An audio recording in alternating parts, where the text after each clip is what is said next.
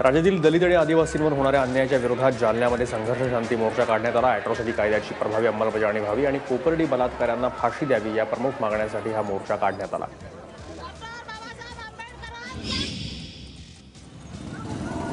येत्या 23 ऑक्टोबरला वर्ध्यामध्ये मराठा मुक मोर्चाचं आयोजन करण्यात आलं आहे। या मोर्चाबाबत जनजागृती करण्यासाठी बाईक रॅली काढण्यात आली। रविवारी होणाऱ्या मोर्चामध्ये मराठा समाजानं मोठ्या संख्येनं सहभागी व्हावं असं आवाहन यावेळेस करण्यात आलं। या बाईक रॅलीमध्ये महिला आणि तरुणींचा लक्षणीय सहभाग होता।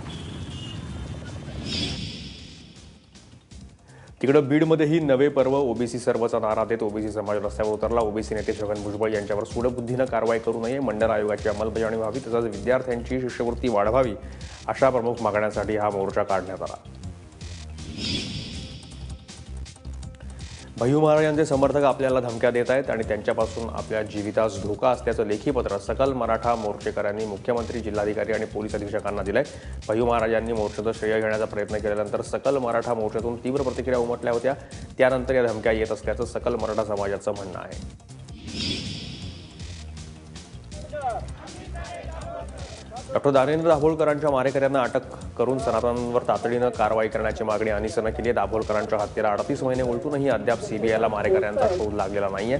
याबाबत अनिसनं निषेध व्यक्त केला आहे, तर सनातनचे विनय पवार आणि सारंग अकोलकर यांना फरार घोषित करण्याची मागणी करण्यात आली आहे। कोल्हापूर पालिकेच्या परिवहन कर्मचाऱ्यांनी बेमुदत संप पुकारलाय, त्यामुळे प्रवाशांचे मोठे हाल होत आहेत।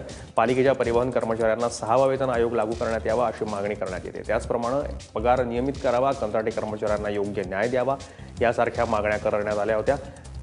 या संदर्भात झालेल्या बैठकीत सकारात्मक निर्णय न झाल्यास हा संप पुकारण्यात आला आहे। स्टेट ट्रान्सपोर्ट कोऑपरेटिव्ह बँक अर्थात एसटी बँकेतल्या गैरकारभाराच्या चौकशीची मागणी करत इंटकनं धुळ्यामध्ये निदर्शन केले। बँकेतील भ्रष्टाचारावर कारवाई करण्यासोबतच इतरही 10 मागण्या इंटकनं केल्या। इंटकच्या मागण्यांकडे दुर्लक्ष झाल्यास भविष्यात तीव्र आंदोलन छेडण्याचा इशारा देण्यात आला आहे।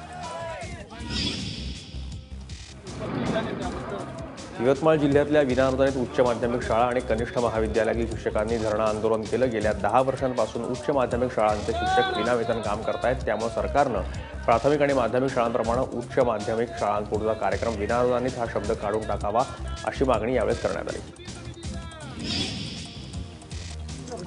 गडचिरोलीतल्या लोकबिरादरी प्रकल्प परिसरातील तंबाखूजन्य पदार्थ विकले जात आहेत, त्याचा निषेध करत लोकबिरादरीच्या माध्यमिक आश्रमशाळेच्या विद्यार्थ्यांनी परिसर आणि गावातील पानटपऱ्यांवर धडक देत तंबाखूजन्य पदार्थांची होळी केली।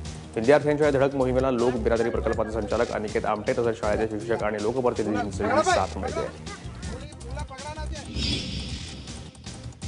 गोंदियातल्या टायगोंदी गावच्या महिलांनी दारूबंदीसाठी 20 किलोमीटर पायी मोर्चा काढत सालकेसा पोलीस ठाण्यावर धडक दिली। टायगोंदी गावातील अवैध दारूचा व्यवसाय तात्काळ थांबवण्यात यावा अशी मागणी करण्यात येते। त्यावर तालुका प्रशासनाकडून कोणतीच दाद मिळत नसल्यानं हा मोर्चा काढण्यात आला आहे। कल्याण डोंबिवली महापालिकेमध्ये समाविष्ट झालेल्या 27 गावांचा वेगळं होण्याच्या मागणीसाठी राष्ट्रवादी काँग्रेसनं मोर्चा काढला। गेल्या वर्षी याच दिवशी महापालिका निवडणुकीदरम्यान मुख्यमंत्री देवेंद्र फडणवीस यांनी 27 गावांना महापालिकेतून वगळण्याचं आश्वासन दिलं होतं, ते आजही पूर्ण झालेलं नाहीये। त्यामुळे मुख्यमंत्र्यांनी आमची फसवणूक केली असा आरोप करत हा मोर्चा काढण्यात आला। राज्य आरोग्य खात्याच्या आशा आणि आशा गटप्रवर्तक महिला संघटनांनी नंदुरबारमध्ये विविध मागण्यांसाठी आंदोलन केलं। यवतमाळ न्यायालयाच्या आदेशाची राज्यभरात अंमलबजावणी करा, आशा प्रवर्तकांना कायम करा, किमान 15,000 वेतन द्या अशा मागण्या यावेळेस करण्यात आल्या। अनधिकृत झोपड्यांना रस्ता करून देण्यासाठी नागपूर पालिकेनं एक सैनिकी जवानाच्या घरावर हातोडा मारलाय। नागपूरच्या काटोल रोडवरील फ्रेंड्स कॉलनी परिसरात राहणारे लष्करी जवान प्रदीप यादव यांच्या घराच्या आजूबाजूला असलेल्या सरकारी जमिनीवर गावगुंडांनी झोपडपट्टी बसवली। या झोपडपट्टीचा जाण्याचा मार्ग यादव यांच्या बंगल्याजवळून जातो, तो खुला करण्यासाठी थेट यादव यांच्या घरावरच हातोडा मारण्यात आला। गेले काही दिवस कोकणामध्ये जैतापूरच्या अणुऊर्जा प्रकल्पाजवळ आशियातला सर्वात मोठा रिफायनरी प्रकल्प उभारण्याची चर्चा सुरू आहे। मात्र अणुऊर्जा प्रकल्प आणि ऑइल रिफायनरी प्रकल्प शेजारी असू नये असं मत भारतीय अणुऊर्जा विभागाचे माजी अध्यक्ष आणि सल्लागार डॉक्टर अनिल काकोडकर यांनी व्यक्त केलं आहे। त्यामुळे पर्यावरणाचा धोका निर्माण होऊ शकतो असंही काकोडकरांचं म्हणणं आहे। सांगली जिल्हा मध्यवर्ती कारागृहातल्या आरोपीनं आत्महत्या केल्याचा धक्कादायक प्रकार घडलाय। संदीप सुरू असं या आरोपीचं नाव आहे। 15 दिवसांपूर्वी कुपवाडमध्ये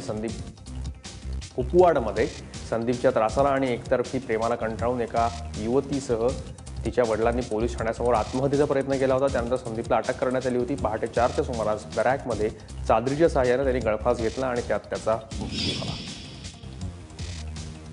नाशकातल्या बाळू खुडके मृत्यू प्रकरणी 2 पोलिसांविरुद्ध हत्येचा गुन्हा दाखल करण्यात आला आहे. पोलीस कर्मचारी सुनील चारोस्कर आणि संदीप झालटे यांच्या विरोधात घोटी पोलिसात गुन्हा दाखल करण्यात आला आहे. पोलिसांच्या मारहाणीमध्ये ग्रामपंचायत सदस्य बाळू खुडके यांचा मृत्यू झाला. इगतपुरी तालुक्यातील खेड भैरव गावामध्ये ही घटना घडली. सांगलीतल्या MIDC मधील प्लायवूडच्या कारखान्याला पहाटेच्या सुमारास आग लागली. अग्निशमन दलानं घटनास्थळी धाव घेत ही आग आटोक्यात आणली. कुपवाड, MIDC, सांगली आणि मिरज अग्निशमन दलाच्या गाड्यांनी घटनास्थळी धाव मिळून आता नियंत्रण मिळवलंय. प्लायवूडला आग लागल्यानं ही आग चांगलीच भगडली. त्यामुळं मोठ्या प्रमाणावर नुकसान झालं.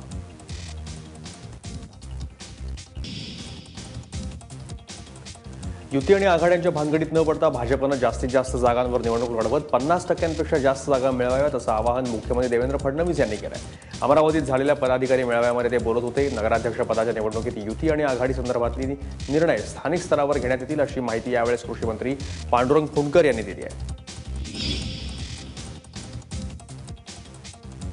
वाशिम जिल्ह्यातल्या मनसे जिल्हाध्यक्षावर मारहाणीचा गुन्हा दाखल करण्यात आला आहे. मालेगाव तालुक्यातील रेगाव ग्रामपंचायतीमध्ये रोजगार सेवकाचं पद रिक्त आहे. या पदावर सरपंचाच्या पुतण्याला नेमणूक का दिली नाही असा विचारत मनसे जिल्हाध्यक्ष अशोक अंभोरे यांनी सचिव वानखेडेंना मारहाण केल्याचा आरोप करण्यात येतोय. कोपर्डी बलात्कार आणि हत्या प्रकरणातील आरोपी नितीन भैलुमेचा खटल्यातून वगळण्याचा अर्ज फेटाळण्यात आला आहे. नितीनचा या खटल्याशी काहीही संबंध नसल्याचं सांगत त्याला या खटल्यातून वगळण्याची मागणी करण्यात येत होती. मात्र नितीनच्या बलात्कार आणि हत्येच्या कटामध्ये सहभाग असल्याचा सरकारी वकील उज्ज्वल निकम यांनी म्हटल्यानंतर न्यायालयानं हा अर्ज फेटाळून लावला आहे. मध्य प्रदेशातून अवैधरित्या गावठी कट्ट्याची तस्करी करणाऱ्या दोघांना अटक करण्यात आली आहे. नंदुरबार पोलिसांनी केलेल्या कारवाईमध्ये या दोन्ही आरोपींकडून 3 गावठी कट्ट्यांसह 31 जिवंत राऊंड जप्त करण्यात आले. पंढरपुरातल्या इसबावी परिसरामध्ये चंद्रभागेच्या पात्रातून बेकायदेशीररित्या वाळू उपसा करणाऱ्या माफियांवर कारवाई करण्यात आली. कारवाई करण्यात आलेल्या 45 होड्या JCBनं मोडून टाकण्यात आल्या. सोलापूर जिल्ह्यातल्या टेंभुर्णी ते अहमदनगर या रस्त्याचं काम सुप्रीम कंपनीनं अर्धवट सोडलंय. त्यामुळे हा रस्ता मृत्यूचा सापळा बनलाय. करमाळ्यातून जाणारा हा रस्ता दिल्ली ते दक्षिण भारत या मार्गावर जवळचा रस्ता आहे. त्यामुळे मार्गावरून मोठ्या प्रमाणावर अवजड वाहनांची वाहतूक होत असते.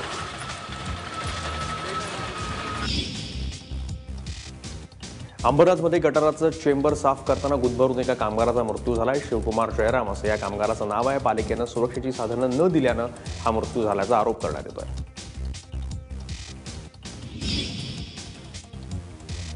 बुलढाणा जिल्ह्याच्या सुलतानपूर गावामध्ये एसटीची धडक बसून शिवप्रिया नलिंदे या 5 वर्षीय बालिकेचा मृत्यू झाला. या घटनेनंतर संतप्त झालेल्या नागरिकांनी बसवर दगडफेक करत तोडफोड केली. गडचिरोली आरोग्य विभागाच्या कोट्यवधींचा मच्छरदाणी घोटाळा उघडकीला आलाय. मलेरियाला आळा घालण्यासाठी आरोग्य विभागानं तब्बल 2,24,000 मच्छरदाण्या खरेदी केल्या. त्यासाठी 5,48,00,000 रुपये खर्च करण्यात आलेत. रुग्णांना वैद्यकीय उपचार देण्यात उदासीनता दाखवणाऱ्या आरोग्य विभागानं मच्छरदाणी खरेदीमध्ये एवढा उत्साह का दाखवला असाच प्रश्न विचारला जातोय. गेल्या काही वर्षांपासून दुष्काळाशी सामना करणाऱ्या गोंदिया जिल्ह्यामध्ये लवकरच 2,000 विहिरींची भर पडणार आहे. ज्या शेतकऱ्यांकडे पुरेशी जमीन असेल त्या शेतकऱ्यांना विहिरींसाठी 2.5 लाखांचं अनुदान मिळणार आहे. राष्ट्रीय आरोग्य आणि अभियानातून या विहिरींचं काम केलं जाणार आहे. यात आत्महत्याग्रस्त शेतकरी कुटुंब आणि BPL यादीतल्या शेतकऱ्यांना प्राधान्य दिलं जाईल. लागोपाठची ड्युटी आणि त्यातून होणाऱ्या ताणातून पोलीस कर्मचाऱ्यांना निवांत क्षण मिळावेत यासाठी परभणीच्या 400 पोलिसांनी MS धोनी या चित्रपटाच्या खास शोचं आयोजन करण्यात आलं होतं. ग्रामीण भागातल्या पोलिसांना बंदोबस्ती नावाखाली परभणीमध्ये बोलावून हे सरप्राईज देण्यात आलं. राज्यात नव्हे तर देशामध्ये यावर्षी सोयाबीनचे दर घसरलेत. त्यामुळे शेतकरी हैराण आणि व्यापारी कोंडीत सापडलाय. मात्र हे दर येत्या काळामध्ये वाढण्याची शक्यता असल्याचं जाणकारांचं म्हणणं आहे. त्यामुळे सध्या शेतकऱ्यांनी आवश्यकता असेल तेवढंच सोयाबीन विकण्याचा सल्ला जाणकार देत आहेत. यवतमाळच्या गोडामनगरमधील संजय गांधी नगर परिषद उच्च प्राथमिक शाळेला आज ISO प्रमाणपत्र मिळालं. पटसंख्येच्या अभावी बंद पडण्याच्या मार्गावर असलेल्या शाळेचा शिक्षकांनी मोठ्या प्रयत्नानं आणि चिकाटीनं कायापालट केला. आज या शाळेची पटसंख्या दुप्पट झाली आहे.